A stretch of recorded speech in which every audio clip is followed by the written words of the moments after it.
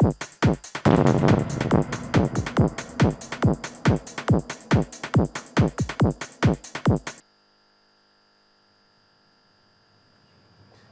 there, thank you, and welcome to Face Off on Channels Television. I am Celebration-Igbo. Now, 1914 was a year many of us today, and I stand to be corrected, many of us today were not there when it happened, but we've heard about it, and a lot of us have had reason to celebrate. Now, and a lot of other people thought there was no need to do any celebration whatsoever because there were a lot of things that were not right.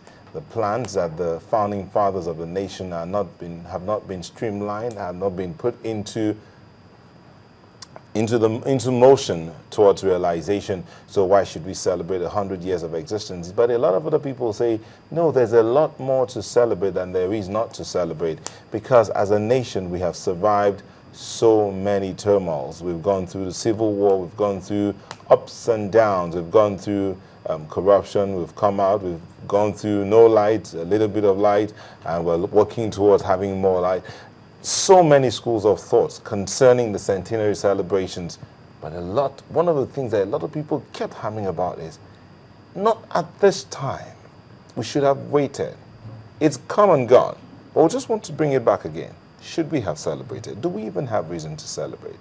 And that's what we hope we'll get answered today on Facebook. And I have two gentlemen in the studio. One of them is of the Igbo Youth Congress, Mr. Bright Ezocha. Thank you for coming on the show. Good evening. And Ayobami Oyalowo is a public affairs analyst, a rights activist too, who is a little bit under the weather, so to say. Yeah, thank you. I'm fine. It's a battered hand, not a battered mind. Thank you for coming on the show. You're Gentlemen, should the centenary celebrations have been postponed? You have 10 seconds to state your stand. Since I introduced you last, you start. Yeah, good evening, Nigerians.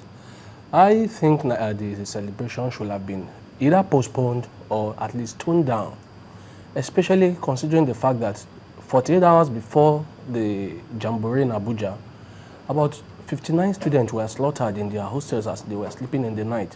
I looked at it as a parent. If anything had happened to my child a day or 2 days before then, will I still roll out the drum and be dancing like an idiot? I think no. I think it's a time to have been to do more of introspection and sober reflection. All right. Thank you. Well, to me, I feel strongly that in as much as I am not in support of the loss of life we witnessed that very 48 hours before the celebration. But at this point in time, we have so many guests from outside the country. A lot of people came in from outside, all around the world. And there has been a norm all over the world where when a tragedy like this struck, and there's no way you can stop the activity that has been planned, we observe a minute silence. A minute silence in honor of those who lost their life. But life must continue. Okay. Nigeria cannot be put on hold. All right, thank you. We'll take a quick break and when we'll come back, we'll continue with our discussion. Should the centenary celebrations have been postponed? You can join the conversation from any of our handles. Send us a mail at faceoff@channelcv.com or tweet at faceofftoday or at Celebration-Igbo. You can use the hashtag Nigeria. We'll be back shortly. Please don't go away.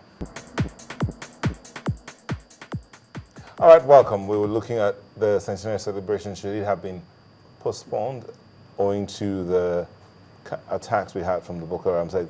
Now, some people believe that life must go on. We mustn't stop living because we had one incident or a couple of incidents. Some others say no, it's a time to stop and rethink. But I have two gentlemen in the studio, Bright Ezocha of the Igbo Youth Congress and Mr. Ayobami Oyalowo, who's a rights activist, and we're asking that question. Should it have been postponed? You can be part of the conversation. Send your tweets to faceoff at faceoff today or at Celebration-Igbo. Mails, faceoff@channelcv.com. So, gentlemen, you open first, so you ask the first question. Yeah, I just asked a question offline. I said, we said that life cannot stop because of that. And I said, Exactly. Say that to the mother who lost 6 children a day before that day. What would have happened if you were her? We sympathize with those that lost their life. Okay. But we must also realize that we are talking about a nation. Talking about the nation, celebrating 100 years of nationhood. We have invited a lot of head of states from all over the world to celebrate with us. And we started planning this as far back as February 2013. This is an event that we spend so much on, we've put so much energy, and we intend to use to showcase what Nigerians stand for. And And if I am to take a step further, I strongly believe that one of the reasons why the Boko Haram struck at the eve of that celebration was to destabilize the whole programs. And if we give into it, then we are playing to their games. We are playing to their plans. So as a nation, we mustn't allow Boko Haram to keep us at a standstill. We must move forward. We sympathize with the families that lost their relation. We sympathize with the families that lost their children. But at the same time, Nigeria must keep moving. Okay, I agree with you, Nigeria must keep moving. But can I ask you a simple question, sir? Why you say you are sympathizing? Are you aware that when the 7-9, the one that happened in Britain, happened, I don't want you to interrupt me. When it happened, are you aware that the British Prime Minister visited personally the families of people that lost their lives?